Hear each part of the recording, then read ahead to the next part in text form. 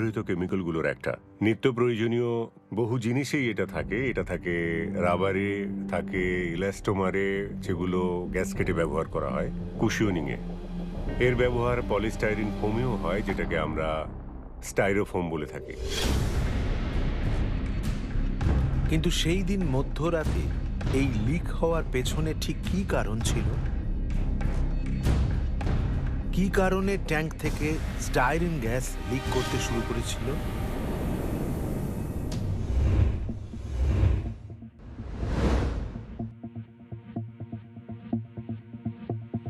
24শে March থেকে লকডাউনের সময়টা নিয়ে 40 দিনেরও বেশি এই কারখানা বন্ধ পড়েছিল।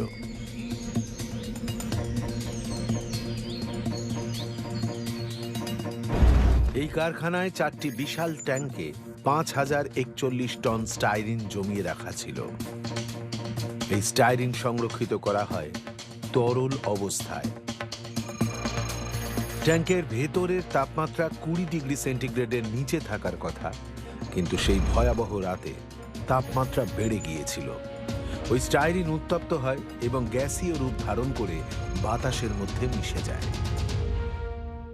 স্টাইরিন নিঃসন্দেহে একটা বিপজ্জনক কেমিক্যাল।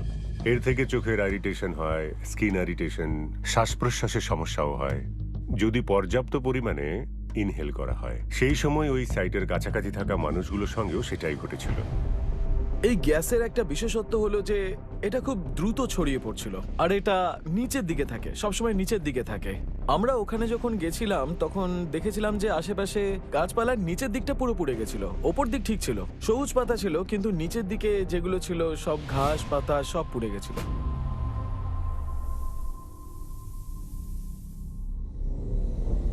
এই বিষাক্ত স্টাইরিন গ্যাস সবুজ উদ্ভিদের প্রাণ শুষে নিয়েছিল। গাছগুলোর হলুদ ভাব দেখে মনে হয়েছিল যেন ওগুলো পুড়ে গেছে।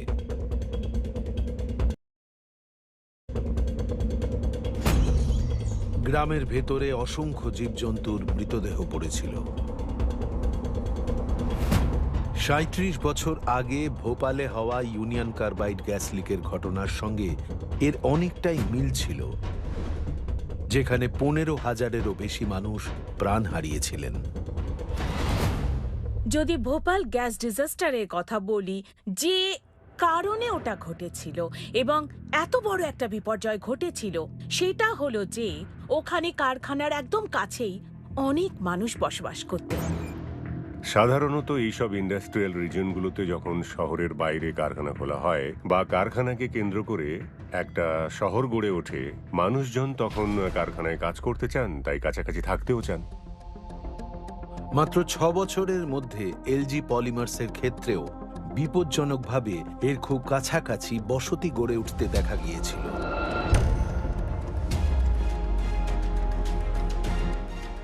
ট্যাঙ্কগুলোর অরিজিনাল মেনটেন্যান্স প্র্যাকটিস সম্ভবত পৃথিবীর সেরা প্র্যাকটিসগুলোর মতো ছিল না।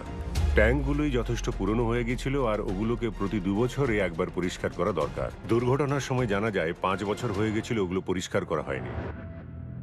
উদ্ধার কার্য চলাকালীন পুনে থেকে কেমিক্যাল, বায়োলজিক্যাল, রেডিওলজিক্যাল ও নিউক্লিয়ার ডিজাস্টারে স্পেশালাইজেশন করা এনডিআরএফ ব্যাটালিয়ন আসে এবং সঙ্গে আসেন বিজ্ঞানীরা।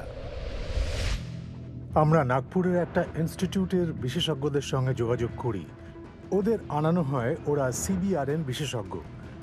পুনে থেকে কমান্ডেন্টের টিমকেও ডাকা হয় এই লিকটা দেখে তার একটা সম্ভাব্য কারণ বলার জন্যে। টিমগুলো ওই লিকের কারণটা খুঁজতে শুরু করে, ওটাকে কন্টেইন করার সেরা উপায় বুঝতে চেষ্টা করে। স্টপ গ্যাপ মেজার হিসেবে জল ছেটানো হয় ট্যাঙ্কের তাপমাত্রা কমানোর জন্য। স্টাইরিন ট্যাঙ্কে বিভিন্ন পয়েন্টে টেম্পারেচার সেন্সার থাকে, টপ, বটম, মিডল, যাতে কোনো স্ট্র্যাটিফিকেশন হলে দেখতে পাওয়া যায়। যেখানেই তাপমাত্রা বাড়বে সেটা আপনি ধরে ফেলতে পারবেন, আর তাতে পুরোটা হয়তো গরম হয়ে যাবে না।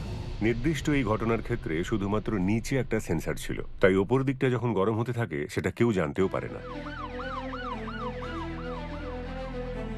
ততক্ষণে কিং জর্জ মেডিকেল হসপিটালে সেই সব রোগীদের ভিড় জমে যায় যাদের তৎক্ষণাৎ চিকিৎসার প্রয়োজন ছিল। সকাল 9টার মধ্যে আমাদের কাছে কয়েকশো রোগী এসে পৌঁছয়। তার থেকেই আমরা বুঝি যে একটা সাংঘাতিক কোনো বিপর্যয় ঘটতে চলেছে। 5080 জনেরও বেশি মানুষ হাসপাতালে ভর্তি হন, যারা স্বাভাবিকভাবে শ্বাস নিতে পারছিলেন না। সবাইকে অক্সিজেন দিতে হয়। স্টাইরিন গ্যাসটা লাংসে ঢুকে যায়, লাংসের ভেতরে অক্সিজেন এক্সচেঞ্জ কমে যায়। তো যে মুহূর্তে ব্রেনে অক্সিজেনের পরিমাণ কমে যায়, তখন মানুষের সহজাত ক্রিয়া প্রক্রিয়া বন্ধ হয়ে যায়। সামগ্রিক চেষ্টা সত্ত্বেও একটি শিশুসহ 12 জনের মৃত্যু হয়।